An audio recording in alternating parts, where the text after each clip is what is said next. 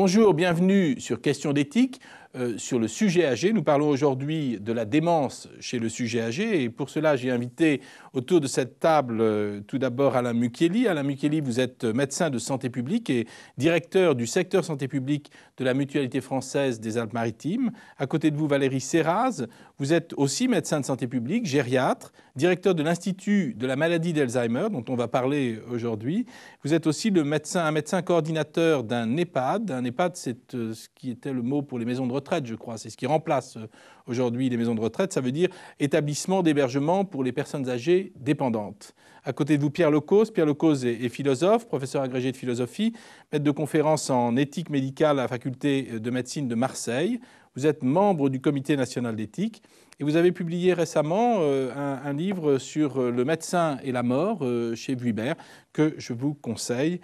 Nous avons en face de vous Michel Poncet. Michel Poncet est neuropsychiatre. Vous êtes praticien hospitalier, professeur de neurologie et de neuropsychologie à la faculté de médecine de Marseille. Vous êtes le président de l'Institut de la maladie d'Alzheimer et vous êtes aussi directeur du CMRR PACA Ouest, qui est le centre mémoire de ressources et de recherche de la PHM. À côté de vous, Bernard Laborel. Bernard Laborel, vous êtes un ancien directeur de maison de retraite. Vous êtes aussi conseil en ingénierie de projets gérontologiques. On en a parlé dans un épisode précédent. Vous êtes aussi chargé de mission auprès du Conseil général des Hautes-Alpes pour la mise en place de la maison départementale des personnes handicapées. Alors, bonjour, merci d'être de retour sur ce plateau. Donc, nous parlons aujourd'hui du sujet âgé et dément. Et je crois que je me tourne tout de suite vers vous, Michel Poncet. Le vieillissement et l'exclusion sont des facteurs de démence. Est-ce qu'il y a dans la démence du sujet âgé une dimension qui est purement psychique finalement? Alors, je crois pouvoir dire qu'il n'y a pas de relation entre une anomalie psychologique et une démence. Une démence, on va sans doute l'expliquer, qui est un ensemble de symptômes secondaires à une maladie du cerveau. La démence, c'est lié à des maladies du cerveau. C'est en aucun cas une maladie de son histoire. Donc c'est pas le vieux fou qui se sentant exclu, délire tout seul. Mais c'est attention, pas ça. attention. Oui. Il faut aussi être très clair. Des facteurs psychologiques sont souvent responsables de troubles des fonctions cérébrales. Par exemple, la plainte de mémoire, le trouble de mémoire bénin, comme on dit, est très souvent lié à des facteurs psychologiques. À une dépression, à une anxiété, à des préoccupations trop importantes. Et parfois, par exemple, une dépression peut donner un tableau clinique qui mime la démence. On appelle ça une pseudo-démence. C'est-à-dire le tableau clinique, c'est celui d'un grand dément. Le tableau clinique, c'est les symptômes. Les symptômes, les manifestations de surface. D'accord. Voilà. C'est le tableau d'une grande démence, mais c'est en aucun cas une démence, c'est-à-dire qu'il n'y a pas de lésion cérébrale et c'est réversible. C'est réversible si le traitement est bien adapté. C'est pour ça que c'est fondamental d'ailleurs d'avoir toujours ça en tête. Avant de parler de démence chez un sujet âgé ou jeune, de bien avoir exclu une cause psychique à cette pseudo-démence. Donc, démence, pseudo-démence, on voit bien la différence. Parlons, si vous voulez, un peu de la maladie d'Alzheimer. La maladie d'Alzheimer qui est malheureusement souvent la source de ces démences. Quels sont ses symptômes et quelles sont les étapes de son développement? Alors, très habituellement, chez le sujet âgé, la maladie d'Alzheimer se manifeste par des troubles de la mémoire, d'installation insidieuse et d'aggravation progressive. Puis vont apparaître d'autres troubles des fonctions dites cognitives, le langage, la perception visuelle, le savoir-faire, les fonctions exécutives. Puis, on va arriver au stade de la démence. C'est très, très important. C'est que la maladie d'Alzheimer peut rester pendant des années une maladie sans démence. C'est une maladie vraiment du cerveau qui va toujours évoluer vers la démence et la mort, mais les premiers signes, c'est la mémoire ou d'autres fonctions cognitives avant qu'apparaisse la démence. Et combien de temps ça prend, là, cette évolution? Alors, c'est différent la phase prédémentielle de la maladie, donc, il y a une phase prédémentielle, puis une phase démentielle. La phase prédémentielle de la maladie peut durer plusieurs années. C'est pour ça que c'est très, très difficile, devant un sujet qui vient et qui a une maladie d'Alzheimer, de l'informer sur le devenir de sa maladie. Donc difficile d'avoir un pronostic et pourtant la mort est au bout de la route malgré tout. Oui, sauf évidemment quand la maladie débute très tard, on va mourir d'une autre cause que de la maladie d'Alzheimer. Est-ce qu'il y a d'autres formes de démence, Michel Poncet? Lesquelles, par exemple? Beaucoup. Alors, la maladie d'Alzheimer, c'est une maladie dégénérative du cerveau. Il y a d'autres maladies dégénératives du cerveau. Et puis surtout, chez le sujet âgé, il y a le facteur de risque numéro 1 des démences, c'est, à mon sens, les maladies vasculaires, les artères du cerveau. Par exemple, des petites artères qui se bouchent, Les petites artères une partie du cerveau n'est pas irriguée, et donc... Absolument, absolument. D'accord. Des petites lacunes, Oui. qu'on ne voit pas toujours d'ailleurs sur les examens paracliniques, avec les petites artères intracérébrales qui se durcissent avec tous les facteurs de risque, l'athérome, le diabète, l'hypertension, qui sont vraiment des facteurs à prendre en compte très très sérieusement et assez jeunes. Ces démences, entre guillemets, vasculaires sont plus fréquentes que des démences liées à des maladies neurodégénératives que vous décriviez tout à l'heure. C'est une question délicate qui est en pleine discussion. À mon sens, les démences du sujet âgé, la cause la plus fréquente, c'est ce qu'on appelle la démence mixte. C'est-à-dire, dans le cerveau, à l'autopsie, à la nécropsie, on va trouver des lésions dégénératives, celles de la maladie d'Alzheimer proprement dite, et des lésions vasculaires. Et la démence mixte est, à mon sens, la cause la plus fréquente des démences du sujet âgé. Donc, il y a La démence, ce qu'on appelle la démence sénile, la démence du sujet âgé. une sorte de conjugaison, en quelque sorte, de différents facteurs qui précipitent la personne dans cet état de non-retour, en quelque sorte. Bon, tout ça est très triste. Est-ce qu'on peut prévenir ça? Est-ce qu'on peut protéger les personnes contre ces affections? Si vous voulez, contre la maladie d'Alzheimer proprement dit, la vraie maladie d'Alzheimer, si on prend l'exemple de la maladie d'Alzheimer des sujets jeunes, ce sont les plus caractéristiques. La maladie d'Alzheimer, elle est caractéristique, elle a été caractérisée. De ce très beau film, Se souvenir des belles choses, avec Isabelle Carré. Vous vous souvenez de ce film merveilleux qui touche justement la maladie d'Alzheimer, touche un sujet très jeune. Et qui présentait Isabelle Carré était victime d'une maladie d'Alzheimer autosomale dominante. Ça, je pourrais pas vous dire. Des formes exceptionnelles héréditaires de la maladie. Je disais donc que chez le sujet victime de ce type de maladie d'Alzheimer, la prévention, actuellement, on ne connaît absolument pas. Alors on dit qu'il faut boire un peu de bon vin. Attendez, alors ça c'est autre chose. Moi je suis complètement d'accord avec ça, bien sûr, avec le vin surtout. Non, il y a des facteurs de protection des démences séniles, en particulier des démences mixtes. Et je crois que ce qui est très important, c'est bien insister sur la protection en ce qui concerne les facteurs de risque vasculaires. Parce que ça, il y a vraiment des moyens. Plus, à côté de ça, toute l'activité cérébrale, la marche, un régime adapté, et puis s'investir dans des activités nouvelles. Je crois que c'est très, très important. Quand on commence à avoir peur de ces maladies, là, il faut s'impliquer beaucoup là-dedans. Alors, est-ce que, par exemple, d'exercer son cerveau, de faire des mots croisés, des trucs comme ça permet de ralentir un peu l'évolution, d'aider éventuellement? Je crois qu'il vaut mieux essayer de se lancer dans des choses un peu plus nouvelles. À chaque fois qu'on fait une activité nouvelle, on crée un peu de cerveau, on crée des synapses. Si demain vous savez faire quelque chose que vous ne savez pas faire aujourd'hui, il faudra bien que votre cerveau soit modifié. Donc je crois qu'il faut insister sur les activités nouvelles. Donc les apprentissages en quelque sorte. Les apprentissages, absolument. D'accord. Alors, tout ça, c'est comment dirais-je, une première approche, en quelque sorte, plutôt médicale, que vous nous proposez avec ces maladies. Mais au niveau de la prise en charge, comment est-ce que ça se passe? Ça se passe dans des établissements spécialisés? Il y a des réseaux de soins? Comment est-ce que ça fonctionne? Michel Poncet. Alors, la prise en charge, elle est d'abord médicale et surtout au stade prédémentiel de la maladie. Et c'est de faire le diagnostic de cette maladie. Bien sûr, ça ne doit pas être une chose simple, j'imagine. C'est quelque chose de très difficile. Oui. D'affirmer qu'on est en présence d'un patient victime d'une maladie d'Alzheimer, c'est difficile. Comment vous faites? Vous ne pouvez pas aller piquer un peu de matière dans le cerveau Non, ça s'est fait. Il y a eu des biopsies cérébrales. Maintenant, c'est absolument exclu. Parce qu'il n'y a pas de traitement de la maladie d'Alzheimer. On va revenir. Il n'y a pas de traitement du processus pathologique. Donc, ça ne sert à rien d'aller faire le diagnostic très, très, très tôt aujourd'hui. Mais je pense quand même qu'il faut qu'on se prépare à faire le diagnostic assez tôt de ces maladies, parce que demain, il y aura une molécule qui sera intéressante. Donc, on est à la recherche de marqueurs cliniques ou paracliniques de la maladie d'Alzheimer. On essaye de caractériser les troubles de la mémoire qui débutent la maladie d'Alzheimer. On essaye de bien visualiser les lésions de certaines structures cérébrales, avec des moyens assez sophistiqués. Ça demande beaucoup de temps. Et ça fait partie, ça doit être fait dans des centres où il y a des équipes de recherche. Et puis, actuellement, il y a des marqueurs intéressants. Ce qui est un scoop ou presque, c'est le problème de la visualisation par des méthodes d'IRM d'imagerie par résonance magnétique d'une des protéines qui est en cause dans la maladie, la protéine bêta-amyloïde. Parce que vous savez que la maladie d'Alzheimer, c'est une protéinopathie. Ce sont toutes les maladies dégénératives du cerveau. Protéinopathie, ça veut dire pathologie des protéines.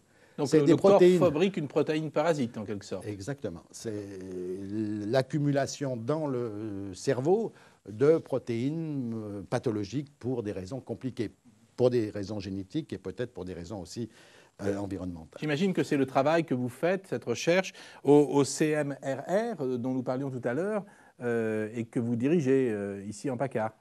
Alors absolument, c'est en fait le travail de recherche qui est effectué dans la partie consultation mémoire et recherche du CMRR, dans le service du professeur Secaldi actuellement, où on fait des recherches sur les marqueurs précoces de la maladie d'Alzheimer. Je crois que c'est très très important. Il faut bien savoir que actuellement, si vous voulez, on a une mauvaise vision de la maladie d'Alzheimer. Maladie d'Alzheimer, aujourd'hui, c'est synonyme de démence et de sujet âgé. Ça, je crois que c'est pas une bonne chose. C'est pas ça. La maladie d'Alzheimer, avant d'arriver au stade de la démence, je l'ai dit tout à l'heure, ça peut durer plusieurs années. D'accord. Donc c'est quelque chose qui est insidieux, qui se met en place doucement, qu'il faut arriver à diagnostiquer le plus tôt possible, j'imagine, et qu'on peut peut-être un peu freiner dans son évolution. Enfin, on peut essayer.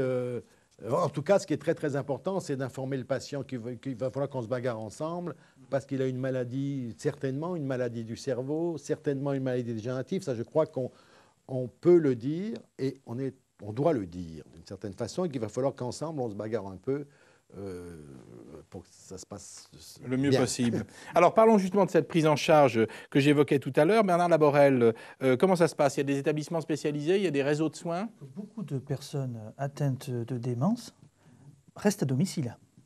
Évidemment, entourées à la fois par ce qu'on appelle les aidants informels, c'est-à-dire l'entourage, les familles, les voisins, etc. Il y a des réseaux qui se mettent spontanément en place.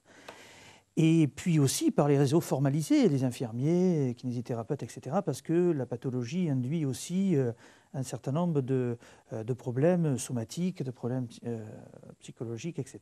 Bien. Alors, s'agissant des établissements, il y a effectivement, depuis quelques années, je crois qu'on peut s'en féliciter, une grande réflexion qui s'est opérée là-dessus. Alors, ça serait très long de rentrer dans le détail, mais il faut d'abord dire que quand les personnes rentrent en établissement, en général, leur comportement est déjà très typé, en quelque sorte, très marqué, et qu'il y a une grande réflexion qui s'est faite depuis quelques années sur l'idée que les établissements doivent être capables d'intégrer justement ces singularités qu'on évoquait à un autre moment, et qui là alors sont particulièrement difficiles à intégrer pour une raison essentielle d'abord, c'est des problèmes de communication. C'est-à-dire que nous avons besoin pour que chacun se sente dans cet établissement avec le maximum de sécurité, parce que ça induit des comportements d'agitation, tout ça, eh bien, il faut que nos personnels soient compétents, il faut que les structures architecturales, il faut que tout soit pensé finalement pour intégrer ces personnes. Alors, juste deux pistes. D'abord, convenir que des personnes qui ont ce type de problème doivent être reçues et pris en charge dans des unités spéciales, qui sont des unités spécialisées, qui là alors sont très variables. Par exemple, du Cantou, qui est une structure où les personnes restent valides, mais ont une détérioration mentale qui fait qu'elles ne peuvent pas vivre le risque de partir, de s'échapper, etc. Donc, en général, elles sont dans vase clos. Là, il y a des projets de vie collectifs particuliers, et puis il y a des unités, toujours très petites unités, c'est-à-dire pas plus 10-12, où là, alors, il y a vraiment, les personnes sont par exemple démentes, déambulantes, elles rentreraient dans les chambres, arracher un peu tout, etc. Donc là, il faut les protéger, il faut se protéger, mais les protéger également. Donc ce sont chaque fois des unités qui sont pensées spécifiquement par rapport à la population accueillie. Bon, j'imagine quand même des choses qui sont assez complexes. Mais Alain Mukiele, vous, de votre point de vue de santé publique d'une part et aussi par rapport à la mutualité française, comment ces réseaux de soins et ces établissements existent? Est-ce que vous y participez? Je crois que vous avez mis en place des réseaux de soins par rapport justement à la gestion de ces problèmes. Complètement. Les ordonnances Juppé de 1996 par rapport à la santé publique nous ont permis de créer des actes nouveaux et d'organiser des soins en ville. Et donc, dans le cadre du maintien à domicile, et pas par opposition, mais par complémentarité, ce qu'on parlait Bernard Laborel tout à l'heure, par rapport aux institutions, par complémentarité, le maintien à domicile peut être coordonné globalement autour d'une personne âgée y compris personnes âgées atteintes de la maladie d'Alzheimer. Et ces réseaux de soins coordonnés feront bénéficier le patient d'une prise en charge globale, c'est-à-dire médicale, psychologique et sociale, environnementale, de façon à ce que les médecins généralistes, les infirmiers, les kinés, l'assistance sociale, les psychologues, les diététiciens qui sont dans l'environnement du patient à son domicile soient coordonnés, et ces facteurs de coordination sont financés par des enveloppes financières liées à l'assurance maladie. Donc depuis 1996, et là encore plus, tous les ans cette enveloppe croît, et effectivement la mutualité française y participe, mais heureusement bien des associations aussi, tant de médecins généralistes que de patients y participent, et ces réseaux de santé coordonnés permettent un maintien de domicile efficace. Et en même temps, ces réseaux de soins coordonnés permettent la formation des intervenants de première ligne que sont les médecins généralistes, ce qui permet de faire un dépistage de plus en plus précoce de la maladie d'Alzheimer et d'envoyer dans les centres mémoire dont parlait M. Poncet de plus en plus tôt des patients qui auraient pu échapper au dépistage et au crible de la vie de tous les jours. Donc en fait, ces réseaux de soins, sur ces deux facteurs, ont une action actuellement de plus en plus intéressante. Oui, j'imagine. Alors pourtant, comment dirais-je, ça devient, comme l'expliquait le professeur Poncet, ça devient très lourd à un certain moment. La prise en charge de ces patients, quand ils commencent à devenir réellement déments, c'est probablement, j'imagine, très compliqué. Donc ça oblige finalement les gens à les emmener vers un établissement spécialisé, dans un lieu où ils vont pouvoir être pris en charge plus facilement. Comment ça se passe, je veux dire, l'équilibre entre la prise en charge à domicile et la prise en charge en établissement par rapport à ce type de patient? Qu'est-ce qu'on peut dire là-dessus? Qu'est-ce qui est le plus fréquent en quelque sorte? Dans mon expérience personnelle, la demande vient souvent d'abord des familles. Il y a ce qu'on appelle des centres d'accueil de jour d'abord, avant toute institutionnalisation ou tout maintien à domicile permanent.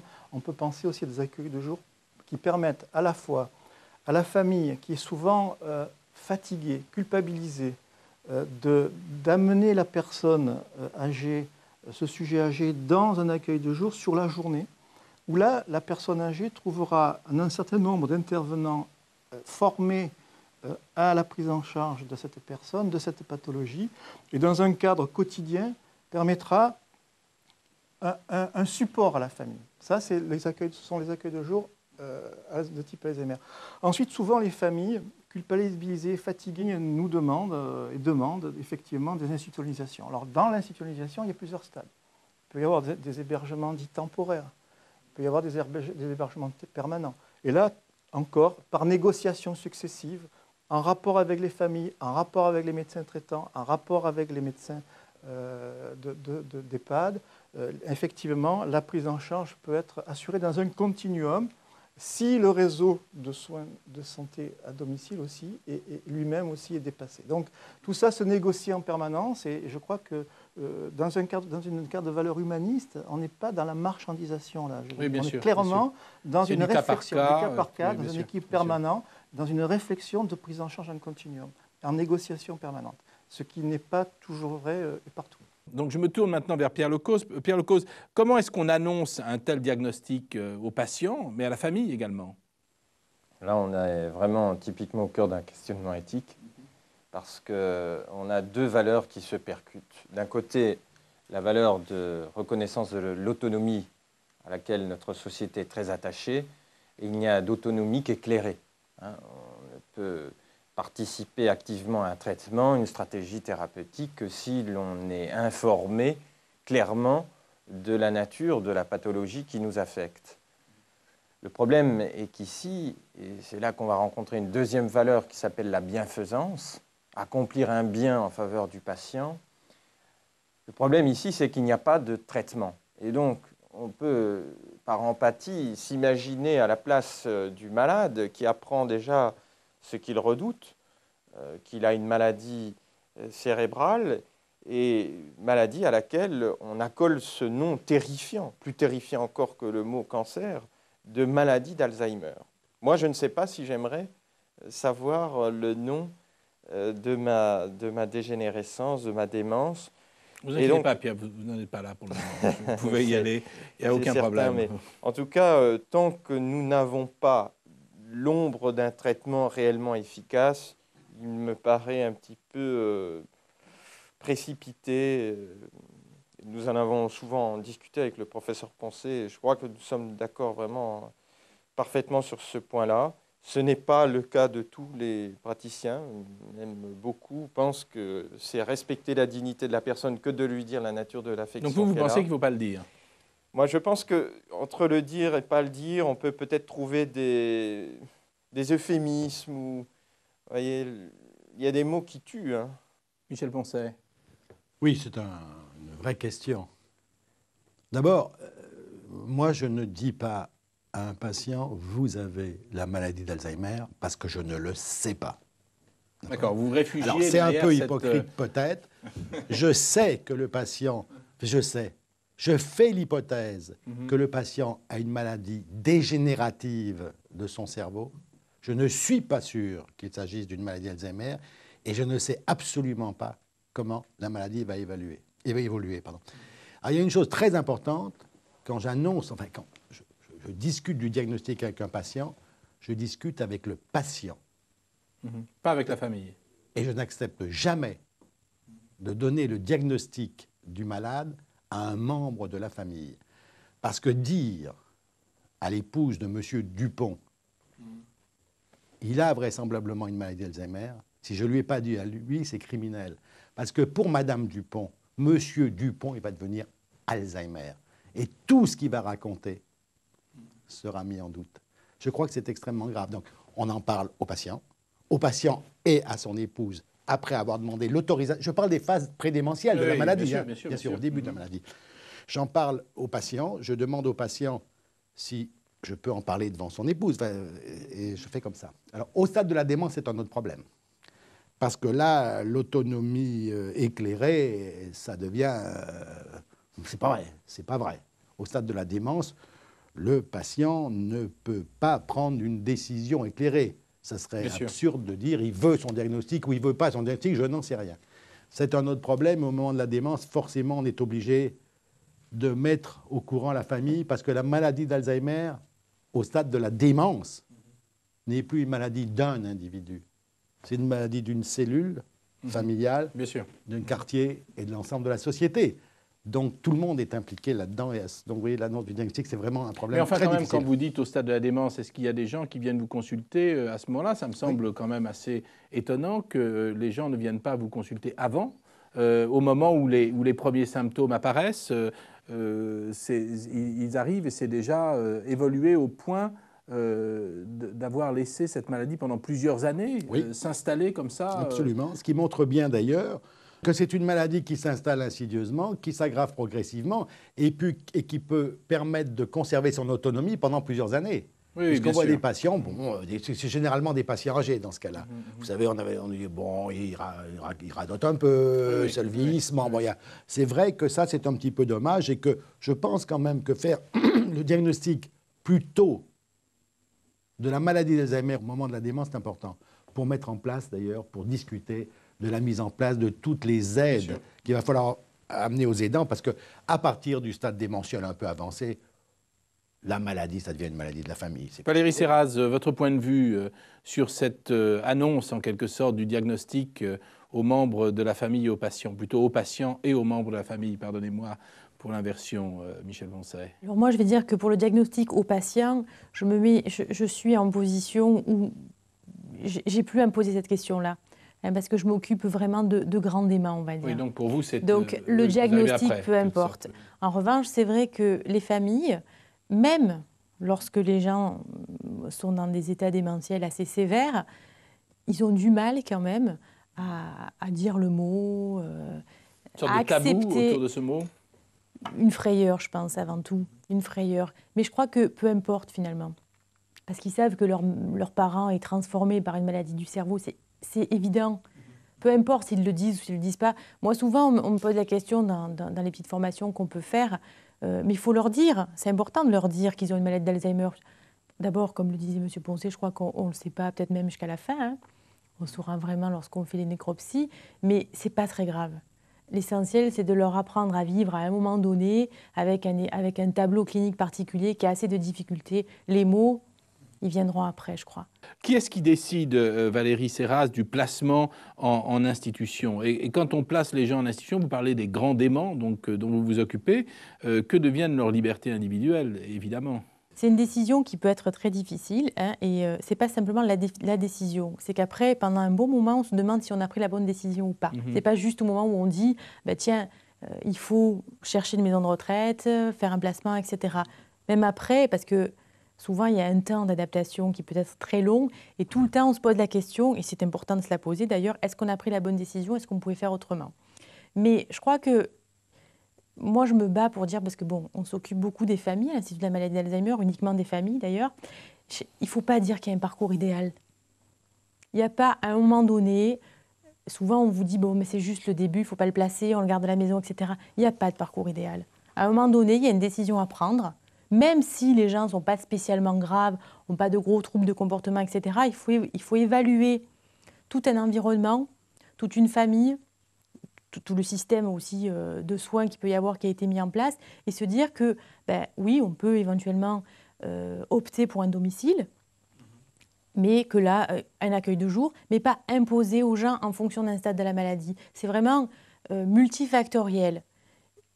Et pas, il y a des gens qui doivent rentrer en maison de retraite assez tôt dans l'évolution de la démence, puis il y en a d'autres qui ne rentrent jamais, où on a l'environnement adapté pour prendre en charge jusqu'au décès et même dans la démence sévère.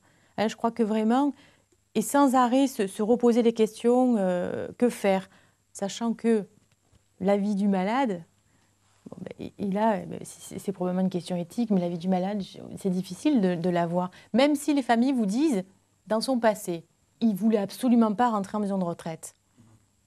Est-ce qu'on doit le prendre en compte, ça? Je crois qu'on a des exemples où on l'a longtemps pris en compte et que finalement, l'arrivée en maison de retraite, il peut être... C'est pas obligatoirement un échec. Oui, bien sûr, c'est que tout le monde évolue. On a vécu des histoires évidemment.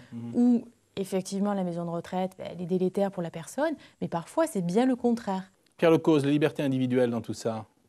Je me souviens d'un témoignage de Jean-Pierre Vernant qui parlait de sa femme qui a été frappée par cette malédiction et qui disait que, au fond, placer sa femme en institution, c'est quelque chose qui lui était impossible, mais d'une impossibilité évidemment éthique. C'est pas une impossibilité pratique, c'est l'impossibilité au sens où on dit je ne peux pas faire ça. Et donc il y a, en fonction des parcours conjugaux des individus, des expériences, un passé, une épaisseur affective qui va jouer et qui fera que soit on aura la force, le courage, l'amour de continuer à accompagner jusqu'au bout le conjoint, ou soit c'est plus difficile, sans vraiment jeter la pierre à personne, mais d'autres ne trouveront pas en eux les ressources morales pour continuer à vivre aux côtés de leur conjoint. Donc en d'autres termes, il n'y a rien à dire de spécial, chacun fait comme il peut, avec les moyens du bord, si je puis dire, et on espère que tout se passe bien. En fait, c'est ça. C'est vrai que le professeur Lecause parlait d'impossibilité éthique.